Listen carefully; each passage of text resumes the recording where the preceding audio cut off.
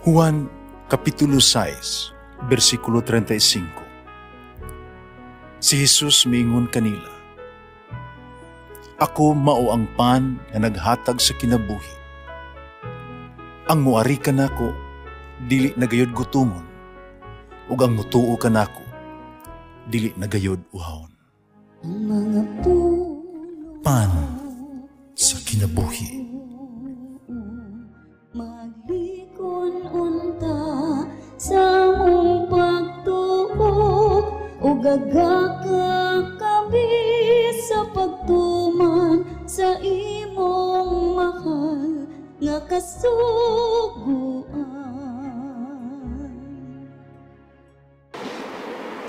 Ang ginuman na kaninyo, Santo sa Ebanghelyo sumala ni San Lucas.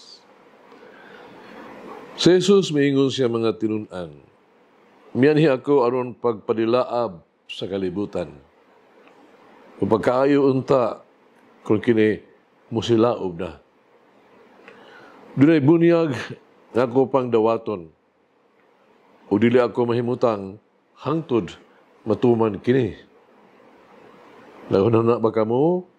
Kami ani ako aron pagdalag pagigdait nga ni sa kalibutan, tuganan ko kamo. Dili pagigdait akong idala, kung dili pagkabahin-bahin. Sukad karon, ang usa ka panimalay, may 5 ka sakop mabahin, 3 batok duha, 2 batok 3. Ang amahan magigbatok sa iyang anak na lalaki, ang mga anak na lalaki magigbatok sa ilang amahan, ang inahan magigbatok sa ilang mga anak na babae, o ang mga anak na babae magigbatok sa ilang inahan.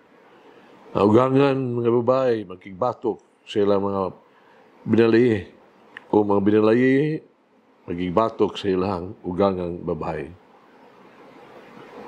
Ang Ebanghelyo sa Ginoo. Pasalamati ang Ginoo, kay siya maayo. Ang iyang gugma mulungtad hangtod sa kahangturan. Pasalamati ang Diyos sa tanang mga Diyos.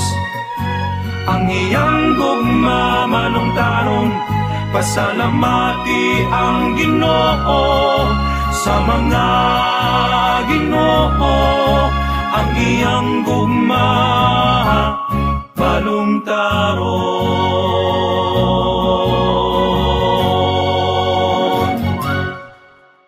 Ang kalayo sa daang tugon, Old Testament, nagpasabot ka na og paghinlo, purification.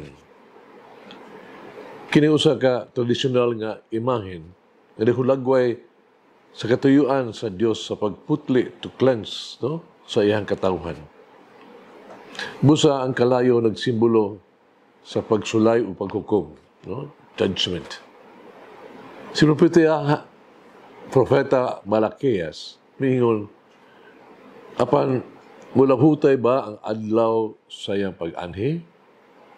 May mulahutay ba? O kinsa makabarog sa diha nga siya magpakita? Kaya siya sama sa kalayo nga magtutunaw, cleansing.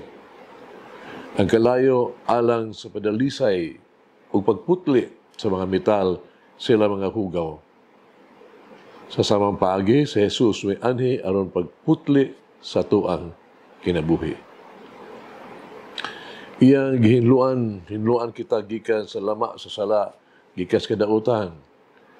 Siya musulay kanato aron mahibaluan kung kinsa gayud ang dapig kaniya o kinsa gayud ang bato kaniya. Ibulag niya ang iyang mga sumusunod gikan sa atong nagsalikway kaniya. Dili kita mahimong magkabiling neutral. Kinang walay magkompromiso, kinang kitang mabarog yun, mapili. Kini mo ang atong dawaton at sa Jesus yun o batok ba kita kaniya. Kini mo ang pagkabahin-bahin na gisulti ni Jesus sa dihang ingon siya, usa ka panimalay may 5 ka taong mabahin. 3 batok duha, 2 batok 3. Ang pagsunod kay Jesus, nagkinahanglan pagpili, choice. Kini mo ang pagdawat kaniya o ang pagsalikway sa supak sa iya mga pagtuunan. Kini mo ang pagsunod kaniya o sa pagpalayo diha kaniya, gikan kaniya sa mga higayon sa ato kita mga kasala. Kung atong pilion si Jesus, kita mo baro good stand for Him. Udapig kaniya. Uban sa mga sugo, sa gugma, sa kaluoy, sa pagpasaylo. Udayon ato ang ihikling ang pagdumot, kapintasan, panimalos, o pagkawala gay pagtagad. Kung ato ang itugyan ng ato kagalingon kang Jesus, ato ang kondinar, ang gitawag to mga imoralidad. Sa diha, na kita mutugyan sa ato ang kagalingon nga ato kang Jesus, andang kita mahimulag gikan sa mga supak kang Jesus. Gisaway pagani nato sila o gipaila ang ilang mga sayop nga binuhatan. Ang pagsunod kang Jesus mao ang pagpadayon sa tanan bisan kung kinahanglan natong kitang ilansang sa krus. Bisan kung kinahanglan kita nga magigbulag sa mga minahal ug suod sa tuang kasing-kasing. Ubang kang Jesus, kinahanglan kita, alang kaniya, alang lamang kaniya, o kanunay uban kaniya. So, galong kini sa si ni Haring Felipe Auguste sa France, tuig 1214. Gipildi ang mga Flemish o English sa mga Bonnevet. Sula pa ang dakong gubat, ang hari ni Mando nga ibutang ang usa ka halaran taliwala sa kampo. Niya gibutang sa hari ang iyang korona o ibabaw sa halaran. Unya sa iyang korona mao ang usa ka inscription gisulat kini Aulus Digni, kahulugan ngadto sa labing takos. Ipahayag niya ang iyang mga sudaluhan kabalyero nga siya makig-away ang katong labing maayo makadaog sa adlaw maog ang hari ang katong labing isog nga mo trabaho mo magigubat. Dayon siya ni angkon, no? Ako gani isalikway ang tanan na kong katungod sa og walay laing gawas kaniya sa imong ihatag kanako karong gabi una. Sa panahon sa gubat, siya nagkig-away sama sa usa ka leon. Sa katakbusan sa gubat, ang mga kasundaluan, ang mga kabalyer, nagtigom, libot, sa gipatindog nga halaran, lumipahayag, ikaw o hari, maong labing takos, o giuli ang ilang kaniya, ang iyang korona. Hagit kinabuhi. Kinsa magatong anaa sa akong pamilya, sa circle, sa mga higala, kinahanglan na akong ibalik sa simbahan, sa Diyos. Nagampo kita. Among maluluyong may humaong Ginoong Jesus. Piyanay ka lang kanamo. Yung kabiling ka kanamo. Giluwas mo kami. Padua, ako nimo. Tuguti ako. Mugabilin uban kanimo. Tuguti ako sa namualagad kanimo. Bisan pa sa pag-antos, bubarog ko sa imong tupad. Bisan pa sa mga sakripisyo, ako mamutulod-anon kanimo. Bisan kung adunay usa ka krus, gani siya gabot, nga paglansang sa krus. Musunod ako kanimo. Daduon ko ikaw, pas-anon ang imong krus.